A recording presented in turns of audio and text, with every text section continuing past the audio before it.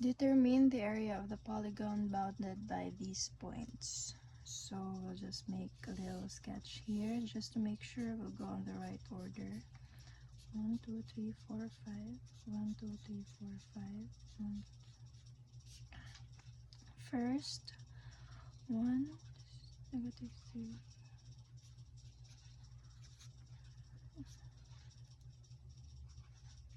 Negative 3, 1, 1, 2, 3, 4.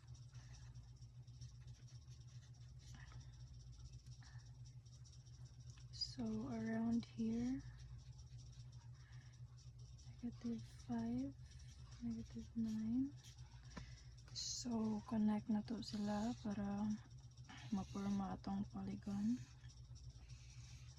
So it doesn't matter kung asa ka nga point magsugod as long as sunod sila. So for me, I'd like to start here kaning point 1, yeah, kaning 2, 3, and 4.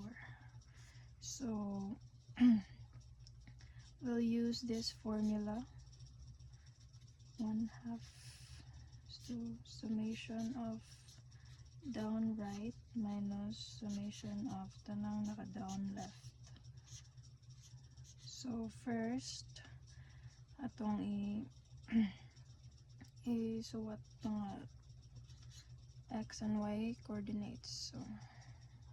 So first 3, 5, 1, negative 3, negative 5, negative 9, negative 3, negative 1. Yeah, balik ta sa point 1, which is 3 and 5. So, I joke. Summation sa x. So, tanang naka-down right ko, no? So, paana na siya. So, 3 times negative 3 is negative 9. 1 times negative 9 is negative 9. Negative 5 times negative 1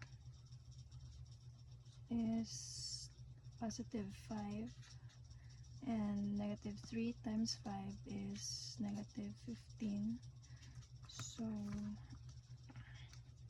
negative 9 plus 9 plus 5, negative 28. So, summation sa tanang naka-down left. So, paana na sa 1 times 5 is 5. Negative 5 times negative 3 is positive 15. Negative 3 times negative 9 is positive 27. And 3 times negative 1 is minus 3. So, 5 plus 15 plus 27 minus 3. 44. Ito na to ang formula.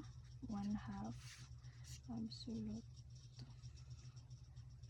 negative 28 minus 44. So our answer is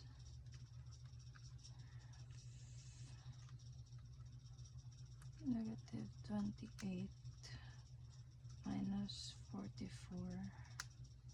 So 36 square units.